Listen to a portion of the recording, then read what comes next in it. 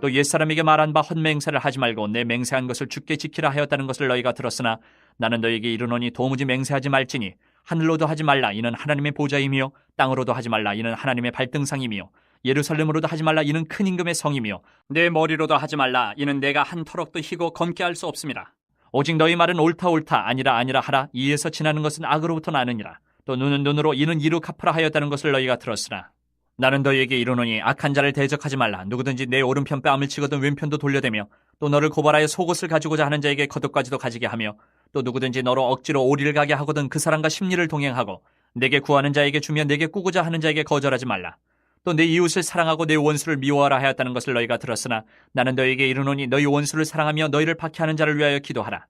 이같이 한즉 하늘에 계신 너희 아버지 아들이 되리니 이는 하나님이 그 해를 악인과 선인에게 비추시며 비를 의로운 자와 불의한 자에게 내려주심이라. 너희가 너희를 사랑하는 자를 사랑하면 무슨 상이 있으리요 세리도 이같이 아니하느냐. 또 너희가 너희 형제에게만 문안하면 남보다 더하는 것이 무엇이냐. 이방인들도 이같이 아니하느냐. 그러므로 하늘에 계신 너희 아버지의 온전하신 것 같이 너희도 온전하라. 과연 신앙생활에서 온전함이라는 말을 쓸 수 있을까? 저 사람 어떤 아무개 집사님, 아무개 장로님, 아무개 목사님, 그분은 정말 온전하신 분입니다. 여러분 그렇게 발견하신 적 있으십니까? 저분은 정말 흠없이 하나님 앞에 세워진 분이다. 쉽지 않은 말이죠. 예수님께 제자들이 나왔습니다. 제자들이 나왔을 때 예수님께서 말씀을 가르치셨는데 그 말씀의 첫 번째는 팔복이었습니다. 팔복은 굉장히 역설적인 가르침이었죠. 근데 그 역설의 주인공은 역설은 그냥 그 어떤 뭔가를 우리가 흥미롭게 듣기 위해서 트위스트한 게 아니라 이 삶이 이 세상이 제자들을 핍박할 때에 그들을 위로하시고 그들에게 복을 주시며 그들에게 얼굴을 비추시는 분이 바로 하나님이다. 그것을 주님께서 알려주셨어요. 두 번째 가르침은 죄의 문제에 대해서 알려주셨습니다. 죄는 어떻게 해서 우리 인간을 지옥과 또 모든 것에서 파괴하는 것이 될 수밖에 없는가. 그래서 마음의 문제에 대해서 주님이 우리에게 알려주셨어요. 이제 오늘 본문에서는 주님이 무엇을 말씀하시는가? 저는 온전함을 말씀하고 계신다. 크게 그 주제를 제가 잡았습니다. 온전함. 주님이 이렇게 말씀하셨죠. 너희 의가 바리새인과 서기관보다 낫지 못하면 안 된다는 거예요. 바리새인과 서기관보다도 더 귀한 의를 나타내야 된다. 어떻게 해야지 내가 온전한 그리스도인이 될 수 있을까? 이 많은 구절들 오늘 많이 읽었습니다만은 저는 이거를 딱 간략하게 이렇게 요약을 하겠습니다. 온전함에 필요한 것은 한계를 두면 안 된다. 전교 1등을 안 해봐서 저는 모르겠습니다만은 전교 1등 하는 애들이 내가 드디어 완전한 상태의 수학을 이제 내가 해결을 했다. 나는 수학의 신이다. 걔네들은 1등을 못 하겠죠. 저같이 그냥 중간쯤 하는 애들이 나 이번 시험 공부 너무 많이 해서 자야 돼 이제. 꼭 그 중간쯤 가는 애들이 어머니 아버님이 물어보시면 그러잖아요. 시험 잘 봤니? 그러면 못 봤어요 하는 애들 봤습니까? 잘 봤어요 그래요. 그런데 1등 하는 애들은요 항상 얼굴이 찡그러져 있어. 잘 봤니? 못 봤어요. 몇 개 틀렸는데 한 개 틀렸나? 온전함이라는 말은 한계를 두면 안 되는 거예요. 제가 지금 잠깐 예화를 드렸지만 한계를 두면 안 된다. 여러분 그 황금률이라는 게 있지 않습니까? 이거는 이제 함무라비 법전에도 나오는 건데 예수님께서 이걸 쓰셨어요. 눈에는 눈, 너희들은 그렇게 가르치지. 눈에는 눈, 이에는 이. 지금도 이제 법적인 거에 대해서 뭐 인권이며 뭐며 막 들어오고 뭐 빠지고 들어가고 막 그러면서 이 법에 대해서 어떻게 할 것인가? 그 어린아이를 막 성폭행하고 막 거의 뭐 탈장시키고 이랬었던 그 흉악범이 출소한다고 그러니까 사람들이 기겁을 하는 거예요. 우리나라 도대체 법이 어떻게 된 거냐. 그렇게 피해를 줬으면 그만한 피해의 대가를 지불해야지. 또 어떤 나라는 염산으로 어떤 여자에게 그냥 확 뿌려다가지고 염산으로 그냥 얼굴이 녹아내렸는데 형벌이 뭐냐. 똑같이 그 여자가 얼굴에다가 염산을 들이붓는 그런 형벌을 내린다는 거예요. 이게 눈에는 눈, 이에는 이예요. 눈이 뽑혔냐? 그럼 너도 눈 뽑아야 돼. 너 이 뽑았어? 너도 이 뽑아야 돼. 이거 굉장히 공정한 법률이죠. 공정한 법률. 근데 하나님의 백성이 온전한 백성으로, 하나님의 온전한 사람으로 살아간다는 거에 대해서 주님이 이제 말씀을 하시는데, 너희가 온전하라. 그럼 어떻게 해야지 온전할 것인가? 누가 네 오른뺨을 때렸냐? 그럼 왼뺨을 대라. 주여, 오른뺨을 때렸냐? 왼뺨을 대라. 그럼 우리는 바로 또 아멘이 아니라 주여, 그렇게 나올 수밖에 없죠. 우리 많이 들어봤습니다만 제가 오늘 본문에서 이렇게 보면서 야, 이걸 내가 꼭 놓쳤구나 하고 생각이 들었는데, 여러분 속옷을 달라면 뭘 줘야 됩니까? 겉옷을 주라, 다 아시죠? 그 앞에 있는 내용을 한번 보세요. 40절 말씀에 고발하여라고 되어 있습니다. 여러분, 고발해서 내 속옷을 가져가면 여러분 기분이 좋으실까요? 안 좋으실까요? 그러니까 누가 가난해서 속옷을 달라는 게 아니었더라고요. 야, 저도 이 말씀을 매번 보면서 열받는 상황이구나 하고 알게 됐어요. 참, 고발할 게 없어가지고 속옷 가져가려고 고발을 하나? 그런데 주님은 겉옷까지 줘라.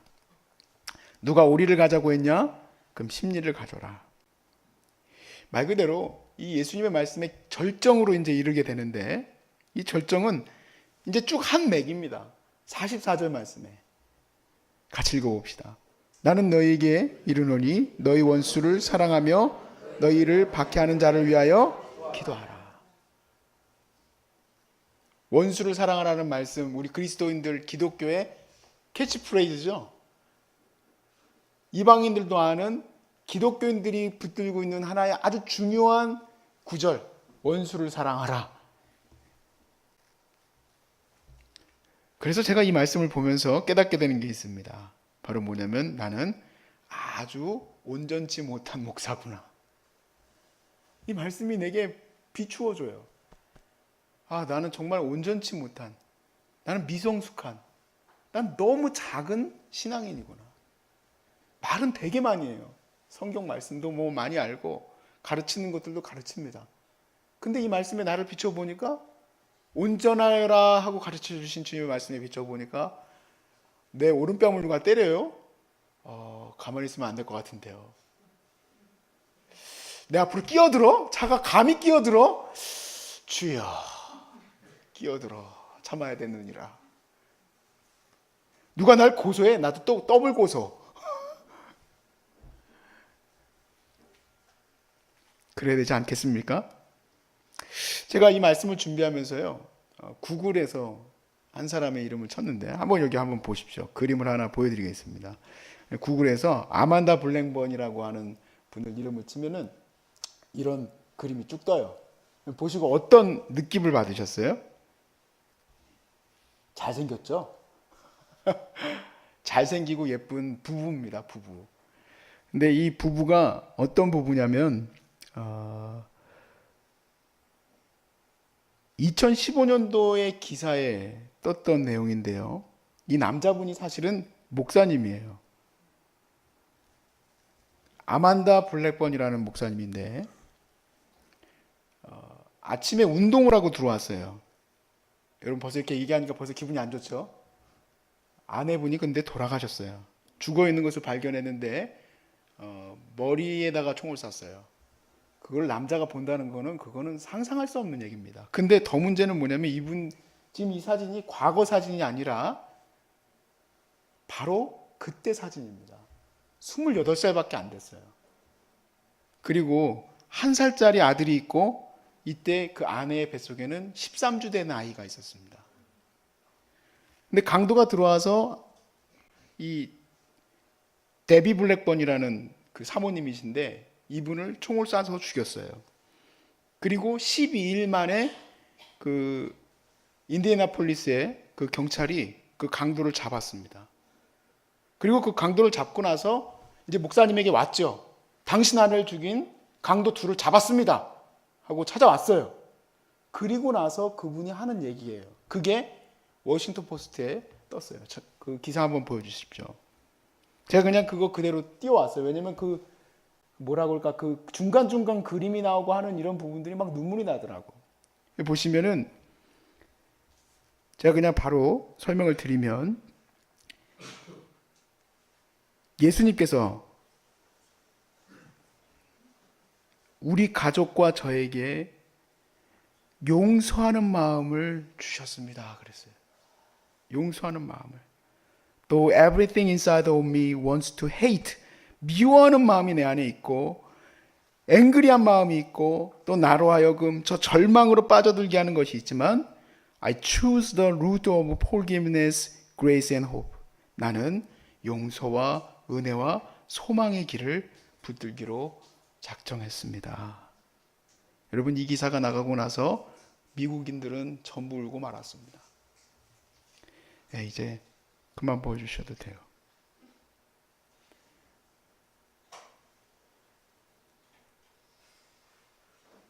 저는요,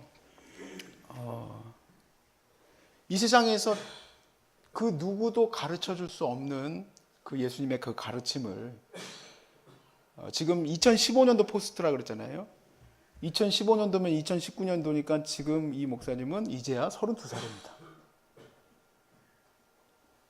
제가 제 자신이 32살 때 생각해 보니까 애예요, 애. 근데 그렇게 젊은 목사님이 지금까지 현재까지 나와 있던 어떤 목사님들보다도 뭐 몇십만 명, 몇천만 명, 뭐 조엘 오스틴, 뭐 누구든 간에 뭐 일리노에 가면 누가 있고 뭐 그런 분들의 가르침보다도 더 강력한 딱 두 구절인데 그런 가르침을 하고 계시는구나. 그래서 저는 이 목사님이 정말 큰 자라 여김을 받으리라고 믿습니다. 정말 큰 하나님의 종으로. 마태복음 5장 19절 말씀에 뭐라고 되어 있습니까? 마태복음 5장 19절 말씀에 그러므로 누구든지 이 계명 중에 지극히 작은 것 하나라도 버리고 그같이 사람을 가르치는 자는 천국에서 지극히 작다 일컬음을 받을 것이요 누구든지 이를 행하며 가르치는 자는 천국에서 크다 일컬음을 얻으리라. 예수님께서 계명을 크게 두 개로 요약을 하셨죠. 하나님을 사랑하는 것과 이웃을 사랑하는 것에 모두 포함된다. 아마 제가 이 기사를 읽어가면서 느끼게 된 것은 아만다 블랙번 목사님을 우리 주님이 천국에서 이렇게 소개해 주실 것 같다는 생각이 들었어요. 내 사랑하는 아들이다 하면서 보여주실 때 저 같은 범인은 정말 어디 쥐구멍에 숨을 것 같아요. 너무 창피하게 내 삶을 목회에 가서 그냥 작은 거 하나 가지고도 그냥 뺏긴 줄 알고 그냥 어쩔 줄 몰라 하고 온전함이라는 말은 많이 해놓고 나서는 삶은 그렇게 살지 못했으니 주님 말씀대로 지극히 작은 자 아니겠는가. 우리가 사랑하시는 그런 목사님들 손양원 목사님이나 또 아까 우리가 잠깐 살펴봤던 그 젊은 목사님 블랙번 목사님이나 뭐 하나 더 소개를 하자면은 여러분 혹시 짐 엘리엇이라는 목사님 선교사님을 아시는지 모르겠습니다. 전능자의 그늘이라는 책에 소개되는데 이 짐 엘리엇 목사님 같은 분들 이분들처럼 우리가 왜 살아야 될까? 감동적이니까 그렇게 살아야 될까요? 아닙니다. 그렇게 살아야 되는 이유가 있어요. 사실 그 짐 엘리엇 목사님을 조금 소개하면은 짐 엘리엇 목사님은 그 에콰도르에 한 식인 그 인디언들 마을로 들어가서 이제 복음을 전하려고 들어갔던 이제 막 20살밖에 안 된 선교사님이에요. 그리고 아내가 있었어요. 21살 정도 됐어요. 근데 그 아내분이 엘리자베스 엘리엇인데 이 엘리자베스 엘리엇에 의해서 짐 엘리엇이 알려진 겁니다. 이 짐 엘리엇이 들어가가지고 돌아가셨어요. 자, 가자마자 이제 돌아가신 거예요. 근데 이 엘리자베스 엘리엇이 왜 굉장하냐면은 자기 남편을 죽인 그 인디언들에게 자기가 또 들어가는 거예요. 예수님의 그 사랑을 가지고 들어가는 거예요. 여러분, 짐 엘리엇이 이 세상에 어떤 그 뭐라 그럴까 명성과 그런 칭찬을 갈망하고 있었을까요? 손양원 목사님 그런 칭찬을 갈망했기 때문에 사람들이 지금 여수에 가면은 막 손양원 목사님 기념관도 있고 뭐 우편도 다 팔고 그런 걸 내가 바랐기 때문에 내가 정말 내 아들을 죽인 원수를 내 아들로 양아들로 삼아야지 그랬을까요? 아닙니다. 그 이유는 우리에게 이렇게 온전하라고 하신 그분이 내 아버지이시기 때문이라는 거예요. 어떤 이유도 없어요. 48절 말씀 오늘 마지막 구절인데 여러분 한번 같이 읽어봅시다. 시작. 그러므로 하늘에 계신 너희 아버지의 온전하심과 같이 너희도 온전하다. 내 아버지가 예수님이 이제 우리 주기도를 통해서 가르쳐 주시죠. 하늘에 계신 우리 아버지요. 우리는 아버지여도 많이 하고 기도할 때 아버지 많이 말도 하지만 그 아버지가 하나님이신데 하나님이신 그분이 온전하시기 때문에 우리가 그 온전함을 사모하고 나아가야 된다는 겁니다. 여러분도 그런 말씀하시고 저도 그런 말 합니다. 큰 목사님, 저 어렸을 때 하도 그런 얘기 들어가지고 도대체 그거에 대한 데피니션이 뭔가, 큰 목사의 데피니션이 뭔가를 젊은 시절에 생각을 많이 했었어요. 저희 그 친척들이 꼭 그래요. 아유, 이 목사 앞으로 큰 목사 되게. 도대체 큰 목사가 되라는 게 도대체 무슨 말일까? 여러분, 성도가 많아야지 큰 목사입니까? 아닙니다. 큰 목사, 큰 성도, 큰 장로님, 큰 무엇이 됐든 그것은 주님 말씀을 온전히 이룬 사람이 큰 사람입니다. 그래서 주님 말씀을 이루려 하면은 그런 것들을 놓칠 수도 있습니다. 그래서 짐 엘리엇이 하도 비판을 받길래 그가 그의 일기에 이렇게 써놨어요. 물론 이제 엘리자베스 엘리엇에 의해서 소개됐는데, 영원한 것을 붙들기 위해서 영원하지 않은 것을 버리는 것은 바보 같은 일이 아니다 그랬어요. 영원하지 않은 거예요. 왜냐하면 그때 당시 짐 엘리엇이 죽고 나서 미국에서는 이렇게 대서특필됐어요. What a waste. 얼마나 이게 뭐 하는 거냐. 앞으로 앞날이 창창한 이 사람이 그까지 몇 명 인디안 가서 복음 전하겠다고 들어가서 죽고 왔다면 그 젊은 사람이 얼마나 그게 쓸데없는 일인가. 그것을 증명하기 위해서 엘리자베스 엘리엇이 아니다 하고 그 남편의 가르침대로 그가 그 선교지로 들어간 거예요.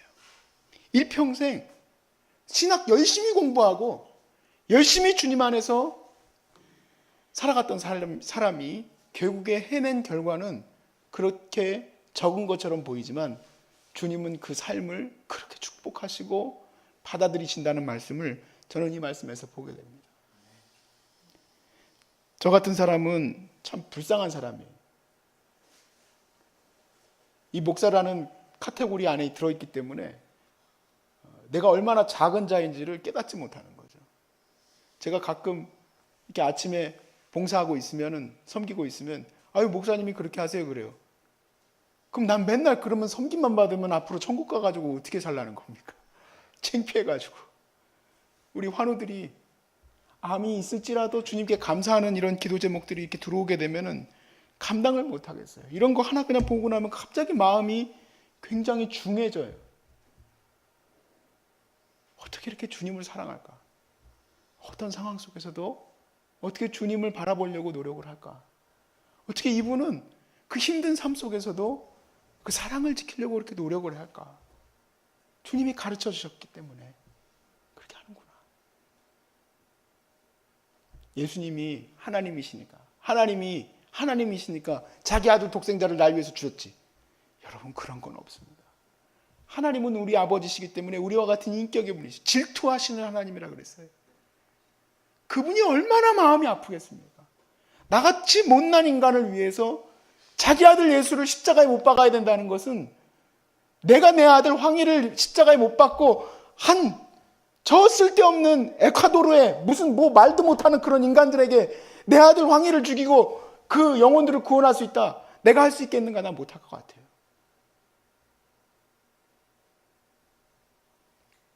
우리 아버지가 그렇게 온전하시기에 내가 이렇게 구원받아서 주님 앞에서 예배할 수 있는 것처럼 우리의 인생도 그렇게 온전함을 바라보고 살아갈 수 있기를 주의 이름으로